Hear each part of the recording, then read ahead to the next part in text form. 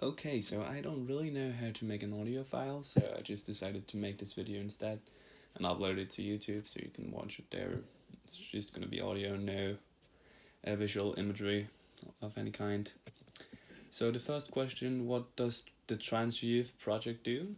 They are just creating this big study of transgender kids. Well, they go to visit them every 2 to 3 years and ask them questions and perform a scientific study so we get more literature uh, on the subject of trans people. How is it assessed that not identifying with the sex you're assigned at birth is not just a phase? Well, they took a brain scan of heterosexual and um, homosexual as well as transgender people and compared them, and they found that the transgender brain was actually quite different from the non-transgender brain, so that it looked more like the male brain if it was a female who decided to transition. More biological proof that it's not just a phase but something that's um, inherent to who they are. What is the risk if children like Ali, who do not feel comfortable in their own body, are not taken seriously? Well, we know that the suicide rate is really, really high. That's also a question 33, but it's really, really high, and it might result in them taking their own lives.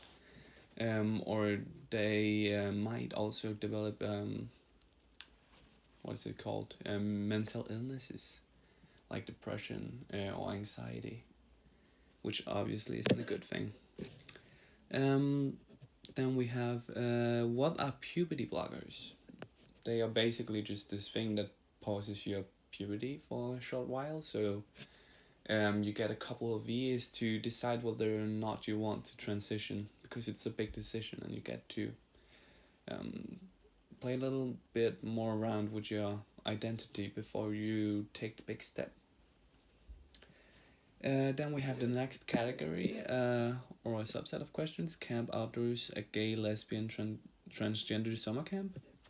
What does to transition mean?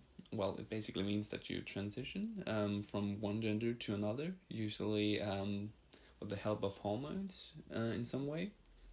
And that's also the next question. What role do hormones play in transitioning? Well, they change your biology, basically, so you get a deeper voice if you transition to a male with testosterone, or you might develop breasts or get a beard or something like that.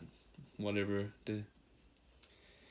um, the the traits are for the gender you're transitioning to. Is a hormone treatment reversible or irreversible?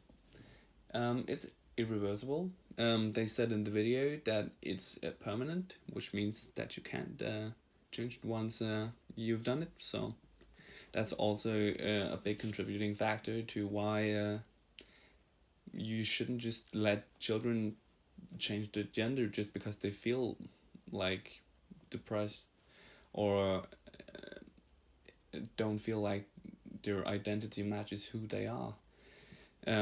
So you should really give it time to think about it and not just haste through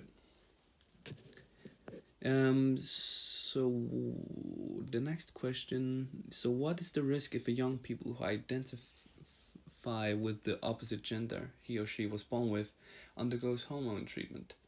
Well, as I said previously, you can't redo it once it's done. So if you later on decide that that's not something you want, then that's obviously not good and you can't change it again.